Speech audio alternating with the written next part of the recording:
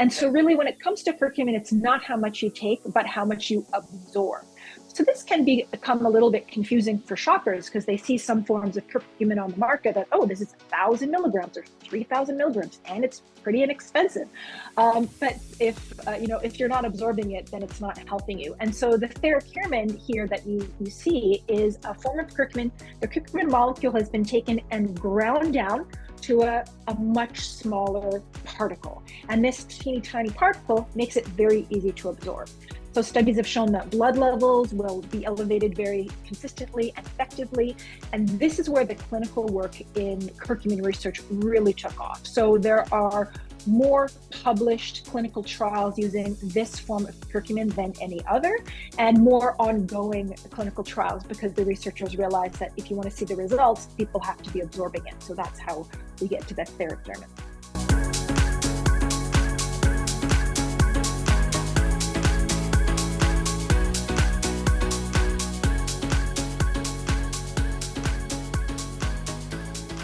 Welcome everybody to the Healthy Habit Podcast, episode number 80. That's 80.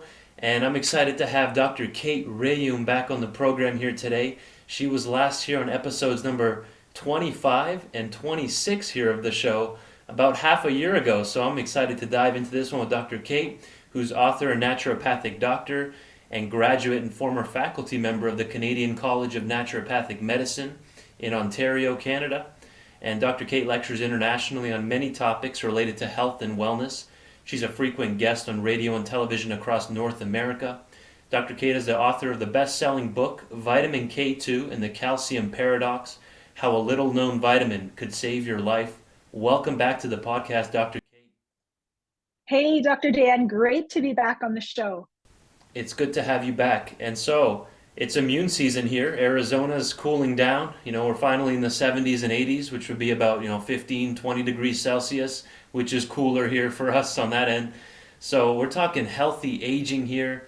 And of course, some of the products we're going to discuss today do apply to the immune system as well. So let's start from the top here. What causes aging from your perspective? I want to hear your thoughts on this. What does that word even mean, aging? And yes, the causes of it. Well, this is an age-old question. No pun intended. I seriously mean that. But this is something people have pondered for centuries, what causes the aging process. And I think we have a much better understanding now. A definition that I love, because I think it's really functional and useful, is aging is a time-dependent accumulation of cellular damage.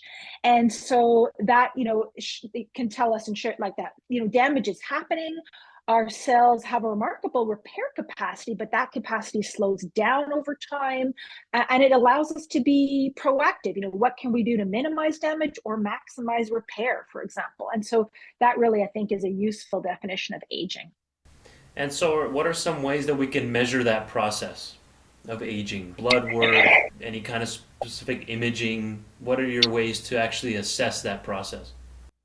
There are lots of things, and some of them get quite technical, things like DNA methylation. A lot of this is done in, say, research settings. There are some clinical tests. Certainly, there are ways of looking at biological age. When we're talking about aging, ultimately, we're talking about someone's biological age. Telomeres, so that's the length of the little caps at the ends of our chromosomes and how long they are, is considered to be a meaningful or functional way of measuring aging. But I am not convinced that there are really useful tests that people can get themselves that are worth the money, that really give you a good idea of how well somebody's aging. It's funny, there's a certain intuitive sense, right? When people see somebody, how maybe their appearance, skin wrinkling, how they're moving, how functional they are compared to other people their age. And so really, people's functionality is a good indicator. So if you remember from previous episodes, folks, for all the listeners, episodes number 25 and 26, Dr. Kate represents one of my personal favorite companies, Natural Factors. And so I want to pull up here because this is one means of, and this is evidence-based. There's so much research to support this herb that we're about to discuss here. Through Natural Factors, we have a product called Theracurmin. Through that line, curcumin rich, which is the number one absorbed form of curcumin. So tell us a little bit about this product then and how it plays a role in the aging process. There are definitely specific papers looking at the role of curcumin in healthy aging. And this comes back to the aspect of aging that has to do with inflammation. So we know inflammation, although it gets a bad rap because it gives us pain, aches and pains, it's ultimately a healing response. And when we're young and or healthy, something like an injury or irritation or infection happens, our body makes inflammation for when it's needed, healing happens, inflammation goes down.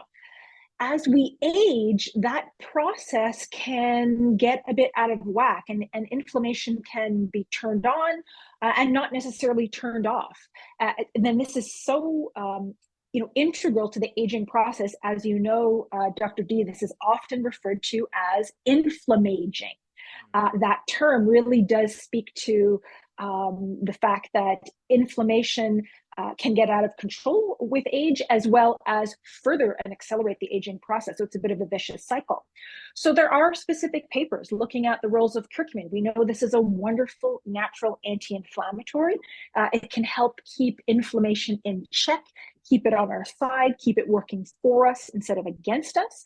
And once we pass a certain age, and that there's no specific number, it depends on the individual, this is something to consider taking potentially on an ongoing basis to keep that inflammation in check. So tell us a little bit about this, a highly bioavailable form of curcumin. What does this mean exactly for people that want to start from square one compared to, let's say, a turmeric product or using turmeric in cooking? Tell us about this specific form. This is a great question because there's been so much interest and a lot of research on curcumin. And, laboratory trials were very, very promising in, for example, 80s and 90s. And then when the clinical work began, initially the results weren't too impressive because that's when researchers realized people weren't absorbing a lot of curcumin. In its natural state, curcumin is a large molecule that's not particularly easily absorbed in the gastrointestinal tract. And so the clinical results, in other words, taking people in studies and giving them oral doses of curcumin, weren't very impressive because people weren't absorbing the curcumin. And so really when it comes to curcumin, it's not how much you take, but how much you absorb. So this can become a little bit confusing for shoppers because they see some forms of curcumin on the market that, oh, this is 1,000 milligrams or 3,000 milligrams, and it's pretty inexpensive. But if you're not absorbing it, then it's not helping you. And so the theracurmin here that you see is a form of curcumin. The curcumin molecule has been taken and ground down to a much smaller particle. And this teeny tiny particle makes it very easy to absorb. So studies have shown that blood levels will be elevated very consistently and effectively. And this is where the clinical work in curcumin research really took off. So there are more published clinical trials using this form of curcumin than any other, and more ongoing clinical trials because the researchers realize that if you want to see the results, people have to be absorbing it. So that's how we get to that theracurmin. Right. One of the biggest issues when people age is number one, like you mentioned, inflammation gets out of control. And one of the problems with that is the effect on the central nervous system, right? Like putting you at risk for dementia, Alzheimer's, different type of neurodegenerative diseases. So that's not often talked about for curcumin in general and turmeric. So do you want to hit on that a little bit for maybe people as they're aging, age 50, 60, 70 plus, that why they might want to consider taking a theracurmin to protect the brain with age? Definitely. I love the fact that you picked up on this point for a few reasons. We know that inflammation in general is not good for the brain, and that will exacerbate or potentially accelerate changes that are happening in the brain with age that we know tends to interfere with cognitive function. So that in itself is important, just the inflammation component.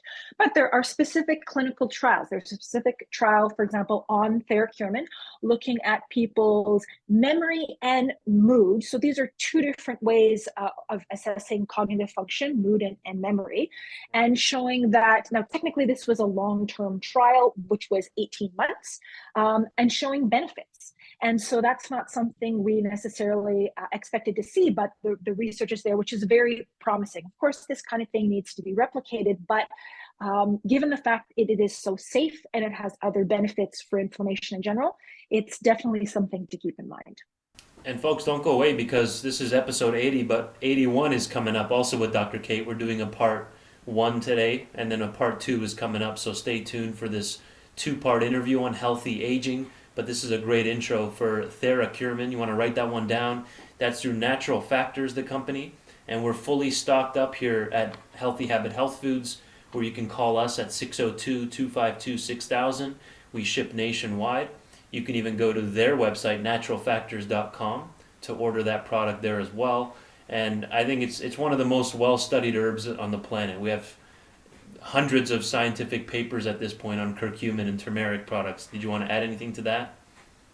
I I think the number's in the thousands. If you look at, it's been decades now of research, laboratory, and clinical trial. But yes, it's those clinical results that are really important to know what we can expect to see or what is possible to see.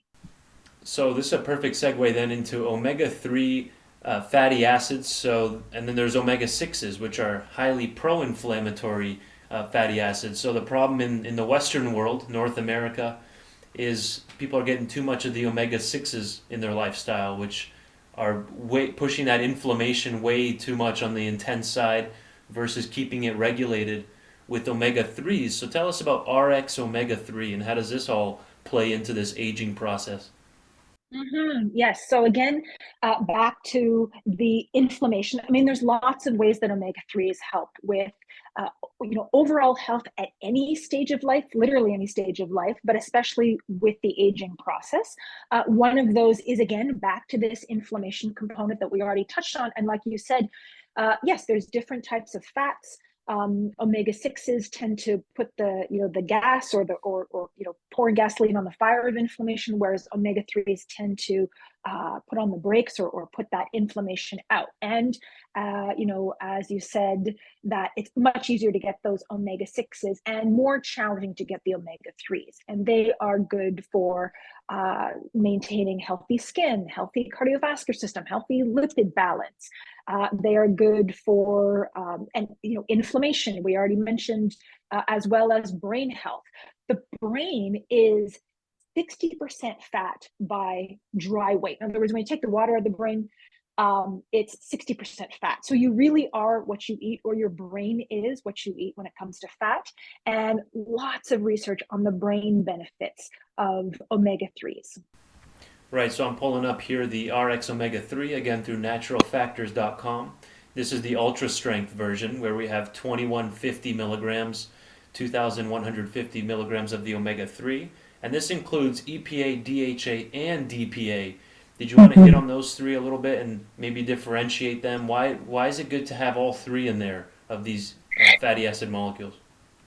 Yeah, this is important because when it comes to omega-3s, there is a huge range in quality and as well as concentration of products that you'll find on the market. And this is where it can make a big difference, the benefits you get based on the product that you're taking. So although there's lots of omega-3s, the ones that are really helping us, the ones that are going into our brain to help it be healthier, and the ones that have been shown clinically and in research to be helpful are these three. So the EPA, DHA, and DPA are ones that we see. And so the EPA has been shown to be helpful for mood.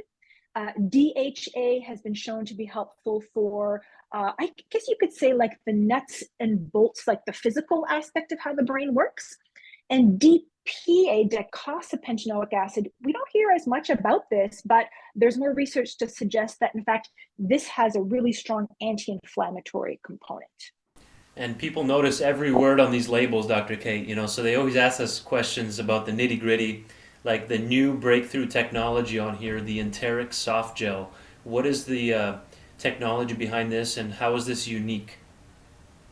This is a way to prevent like fishy repeats, as we say politely, but the fishy burp back, which is really common with fish oil products. That is just part of how they work, but not to say that that's pleasant. And so there's different ways of preventing that. Enteric coatings, like a spray coating on top of a capsule, has long been popular, but now it's a type of enteric coating that's, you could say, baked right into the soft gel. So it prevents the soft gel from opening in the stomach, which is what gives you that fishy burp back. So it's a more sophisticated, more effective type of enteric coating. Okay, so we're getting the fish oil here in this case from anchovy, sardines, and or mackerel. Why those three in particular? Mm-hmm. There are definitely advantages to starting with smaller fish, things like anchovies and sardines in particular, because you have less bioaccumulation, in other words, less environmental contaminants getting into the fish. So you have a cleaner product to start with. Now, this is still is going to have to go through a process of removing any environmental contaminants, because even wild caught fish, unfortunately, that is the case, that those will be in there. But when you start with smaller fish, there's less work to do on that molecular distillation. Got it. And I like that it's not just salmon that's in there. A lot of people have been focusing only on salmon nowadays, which it's kind of the narrative to eat more salmon, but people are now neglecting things like mackerel, sardines, and anchovies in their diet. So this is one good way to potentially add that in. And remember, this is the ultra strength. Is there also just a regular strength version?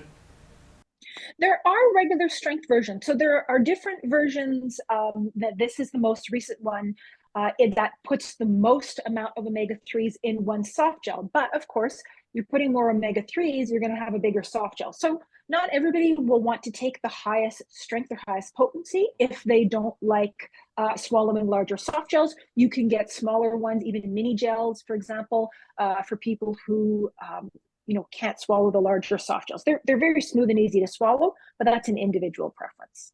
Got it. And then there's a 60 soft gel version and a 150 soft gel version. Again, that's through that enteripure. So if you're looking at this later, that's referring to that enteric soft gel technology to help absorption, to reduce irritation on the gut, right, and prevent that kind of burping reflex that can happen with other fish oil products. So again, naturalfactors.com, folks, RX omega 3. And this is the ultra strength. And as Dr. Kate said, there is also a regular strength version. So that combined with the Theracurmin might be a great 1-2 punch, right, to start protecting that brain and aging process. What else might people notice if they start taking that combination of the Theracurmin and the RX omega 3? Typically, when you're reining in the inflammation and you're supporting a healthy inflammatory response, it's not uncommon for people to have reduction in things like aches and pains, achy joints. Now, diet does play an important role in that too, but easier and less painful joints, easier movement in them, for example. These are the kinds of things people will report. Specifically as well, more like softer, smoother, hydrated skin. And skin and hair, we see that with the omega-3s are lovely for that sort of, you could say, beauty aspect, but it really is reflecting better omega-3 nourishment.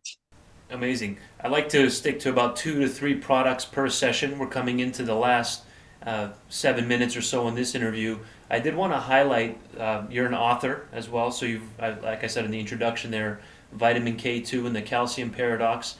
Do you want to hit on that a little bit? Because in North America, we get a lot of calcium. There's also a book by, I think I've mentioned this even in our previous episodes, by Dr. Thomas Levy. He wrote a book on the dangers of calcium, how we get a lot of it in North America and not enough K2 to balance it out. What role does calcium then play if you get too much and not enough of that K in the aging process? It seems like there was so much emphasis on calcium for so long, that we need it for strong bones, as if it was the one and only or most important thing. And I think then the message that people tend to get is, well, if a little is good, then more is better. And that's pretty much almost never true for anything. Certainly for calcium, we know that we do need it for our bones and teeth and our muscles to flex and our heart to beat. But if you get too much of it, it needs to go somewhere, and it will tend to. Calcium definitely has a notorious tendency to deposit in the wrong places. Soft tissues where we don't want it. You do not want calcium lining your arteries or ending up in heel spurs or kidney stones. It can be a real problem. So calcium's a double-edged sword. We do need some, but it's easy to get too much or to get it in the wrong places. How did that hit your radar where it motivated you to want to actually write a book on it? Because that takes time and effort, research, and many, many hours. So what pushed you to want to put out a book on this, on K2 and calcium?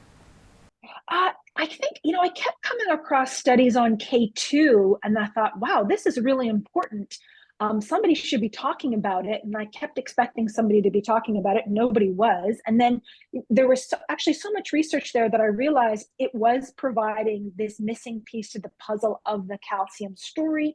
K2 provides missing piece of the puzzle for bone health and cardiovascular health and so many common afflictions, and that if people knew more about it, it really could make a difference. Everybody's taking vitamin D, which is great, they should be. So many people taking calcium, maybe not as great if the calcium is going to the wrong places. And so that's when I decided it was time to write a book. Nice. And so imagine if you can think of that, all the inflammation that's also happening in the arteries, plus getting too much calcium on board, which makes it now more likely for that calcium to build up in those arteries, right? Forming that plaque, atherosclerosis, and then high blood pressure and cardiovascular events. So can you maybe talk about what effect the Theracurmin RX omega-3 can have on those arteries, that inner lining of the arteries potentially? Mm-hmm. Yes, this is exactly it. I'm so glad you brought up that point, because for so long there was this really inaccurate notion that arteries became occluded because they were like pipes clogged with saturated fat or something like that. And it's really not, as we know, that's not how it works. And ultimately, it's inflammation that triggers an immune response. So inflammation can happen throughout the body, specifically, if it's affecting the arteries, that will draw a lot of attention, you could say, from the body to those arteries in an attempt to fix it, and then they end up being clogged or calcified, for example. But if we can keep the inflammation down, stops the whole process, from the beginning, or prevents it, or it makes it less likely to happen, and then get the K2 in there to make sure that you're not excessively calcifying, so that healing response can happen without it turning into a big calcified mess. And then give us a little summary then, a recap then of the Theracurmin and RX omega-3, maybe that combo, and kind of reiterate that effect that's happening with inflammation in the aging process as we wrap up, get kind of like a take home today. Mm-hmm, yes. If you keep in mind that notion of inflammaging, that really reinforces how important inflammation is in contributing to and exacerbating the aging process, then it makes it easier to focus on anything you can do, diet, exercise, and specific nutrients to combat inflammation. Omega-3s are foundational in this department, and lots of research behind curcumin in general. But again, we want to focus on absorbable forms. And those two really do work hand in hand by different mechanisms that complement one another for this, maintaining a healthy inflammatory response. So this is important. So what are some things that people not only can take, but what can they stop doing in their lifestyle to start slowing down that inflammation, as you refer to it as the inflammaging process? I like how you combine Mm-hmm. those two. What are some Mm-hmm. lifestyle things we can reduce or stop doing to help that? Well, we can stop not moving or stop being sedentary. In other words, getting up and moving. Any kind of exercise we know actually helps to combat inflammation. That's important. Avoiding highly processed foods, the highly refined, like white sugar, white flour, those omega-6 inflammatory oils that we already mentioned. So seed oils, processed vegetable oils, especially when they're cooked at high temperatures, those are things to take out of our diets, or things that we can stop doing, as well as being more mindful about stress, because we know that that also can exacerbate the inflammatory response. Are you a fan of things like meditation, going on walks? Because when people hear exercise, they get kind of intimidated. Oh, I have to go get a gym membership and start cranking the weights. And, well, maybe meditation and walk, that can hit two birds with one stone, right? Because some people use walking as their meditation. Any thoughts? Absolutely. Oh, definitely. I mean, doing anything is better than doing nothing. And yes, it doesn't have to involve, a gym membership or intense exercise. Just doing something. And there's lots more studies saying you can do a lot, even in a few minutes. But just getting out there. And yes, I love the idea of being mindful as well, because that does make a difference. Folks, that's going to bring us to the end of episode number 80 of the Healthy Habit Podcast with Dr. Kate Rhéaume. This is a part one, so make sure you tune in to also episode 81, where we're going to cover even more products related to inflammation and the aging process like B12, a good quality multivitamin through a company we love here, Whole Earth and Sea, and much more. So thank you, Dr. Kate, for coming on. My pleasure. Glad to be here.